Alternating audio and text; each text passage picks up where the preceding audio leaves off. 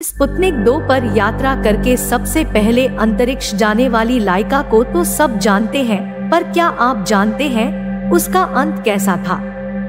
वैज्ञानिकों का अनुमान था कि ऑर्बिट में 7 दिनों के बाद ऑक्सीजन की कमी से उसकी मौत होगी, पर कैप्सूल में अत्यधिक गर्मी के कारण 3 नवंबर 1957 को लॉन्च के तुरंत बाद रॉकेट में ही लाइका की मौत हो गई।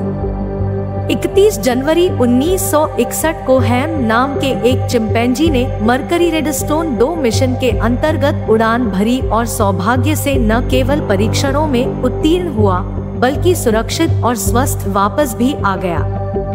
अमेरिकियों ने अपने एक्सपेरिमेंट्स के लिए प्राइमेट्स पर फोकस किया, जबकि रूस ने कुत्तों का ही उपयोग करते हुए बेलका और स्ट्रेलका नाम के कुत्तों को स्पेस में भेजा, जो सुरक्षित रूप से पृथ्वी पर लौट आए और स्टार बन गए। 29 नवंबर 1961 को एनोस नाम का एक चिंपैंजी मरकरी एटलस 5 से स्पेस गया। पृथ्वी पर लौटने से पहले उसे ग्रह की 3 बार परिक्रमा करनी थी, लेकिन केबिन अत्यधिक गर्म होने की वजह से मिशन को छोटा कर दिया गया। 50 और 60 के दशक में सोवियत ने लगभग 60 कुत्तों को स्पेस मिशन पर भेजा।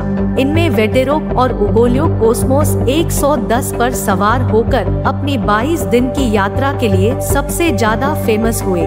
वे 16 मार्च 1966 को सुरक्षित और स्वस्थ लौट आए थे।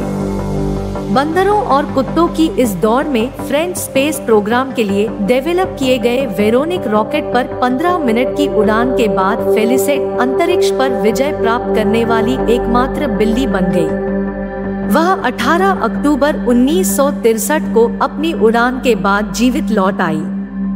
रॉकेट लिटिल जो 2 पर सवार रीसस बंदर सैम को 1959 के मरकरी प्रोजेक्ट के दौरान 3 मिनट तक भारहीनता का अनुभव हुआ। सौभाग्य से कैप्सूल के अटलांटिक महासागर में उतरने के बाद सेना ने सैम को अच्छे स्वास्थ्य में ढूंढ लिया। क्या मकड़ी जीरो ग्रेविटी में जाला बुन सकती है?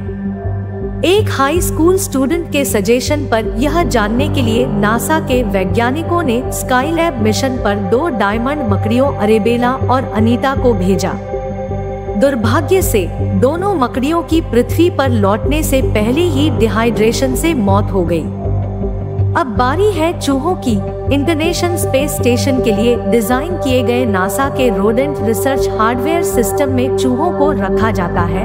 इनका यूज एजेंसी माइक्रोग्रेविटी के लॉन्ग टर्म प्रभावों का अध्ययन करने के लिए करती है। ऐसा पहला सिस्टम 21 सितंबर 2014 को स्पेसएक्स 4 पर लॉन्च किया गया था।